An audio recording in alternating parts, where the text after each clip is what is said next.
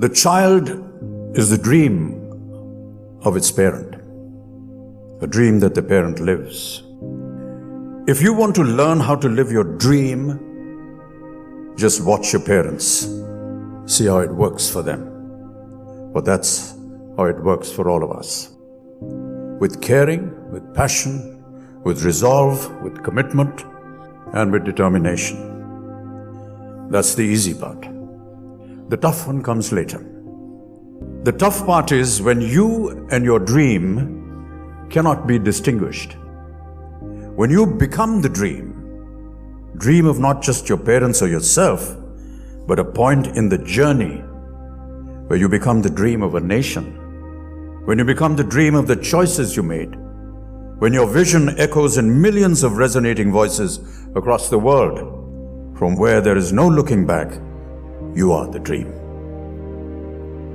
There can be times when it will be or feel impossible to perform. It may feel like a fairy tale. No one said that life is easy. But never be shaken by its adversities. A dream, a vision is not an intangible, unreal, imaginary piece of fiction. A dream has hands, it has feet, it has a body. Your hands, your feet, your body. The dream is you, and you are the dream. May the two always remain united in spirit. And if that means a struggle, if that means a fight to finish, so be it. It's not about winning or losing. It's about living a life.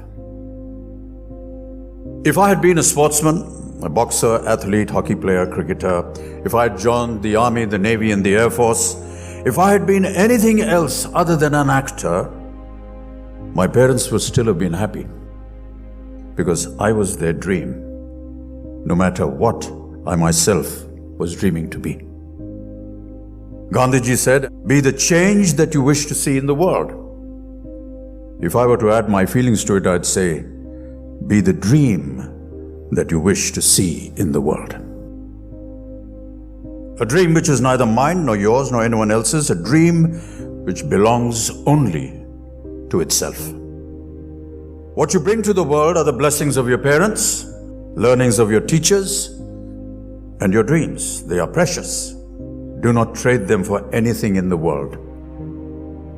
Which brings us to a curious word that has become a part of some kind of jargon. It's a word called career. I'm not quite sure I quite like this word career. Career is literally a dash of speed, like a horse does on a racetrack, bolting at uncontrollable speed without an aim or an objective. Life is not a race course. Life is an order, a discipline. Life is a focus. Life is a purpose achieved by virtues which are developed with personal effort. Do not gamble on life. It may not happen twice. A dream, therefore, is much more than a career. The dreams of the parents and the dreams of the child live in one place, remember. That place is called home. Not yours, not mine, not his, not hers. No one person's. A home is always ours, our home. Our dream is our worship. Our vision is our prayer. This is the structure of dreams. This is the bond. This is also the bondage, a bond of love, the bondage of responsibility, be that of a small family or that of a large nation. We are because we dare to dream. We are because we learn to excel. You know, chances are very strong that I could have been in cinema or in any other creative aspect of life without a grounding in education. Education which is in consonance with the belief that what sculpture is to a block of marble, education is to the human soul. We shouldn't aspire towards a graduation degree merely because of peer or parental pressure. We should aspire to become graduates because we feel the need to be complete with the advantage of formal education. Remember always in life, whatever is good to know is difficult to learn. The education of the greatest value that I received in my school, which was Sherwood College up in the hills in Nainital, was how to be a human being, or what we call in shorthand, character. And I don't mean the ones that I play in my films. Admittedly, I had the benefit of inspirational parentage, but Sherwood taught me to live in dignity with my peers, live in a community, and live well with myself in the world at large in consequence. Living together, working together, learning together, fighting and loving each other, competing fairly in noble rivalry and cooperating supportively, I learned a sense of fellowship. So well put in my school motto, which was in Latin, Miriat quisque palmam. Let each one merit their own prize. Let each one merit their own prize. I've always believed that one must harness the power of dignity through training of the mind, the body, and the spirit. Another word for this training is called discipline.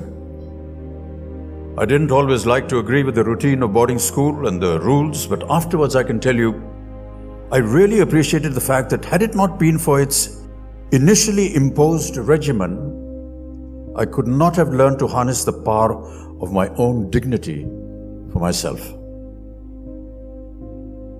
The boxing ring in my school was a compulsory activity.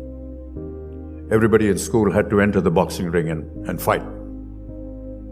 It's now probably a long abolished practice because of its barbaric practice. But to me, it was a great tutor in this regard. You will have any amount of support from outside the ropes, but inside, you're on your own.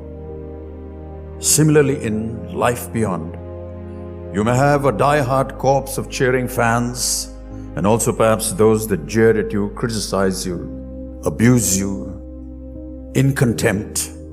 But at the end of the day, you must engage life alone. The greatest prize in life is not the recognition of worldly success.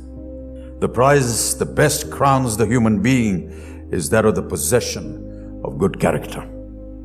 It is a strenuous prize. It must be re-won. It is also a certainty of mind that there is many a day where I shall fail that prize myself. Not for want of trying, but it is the most worthy prize of all.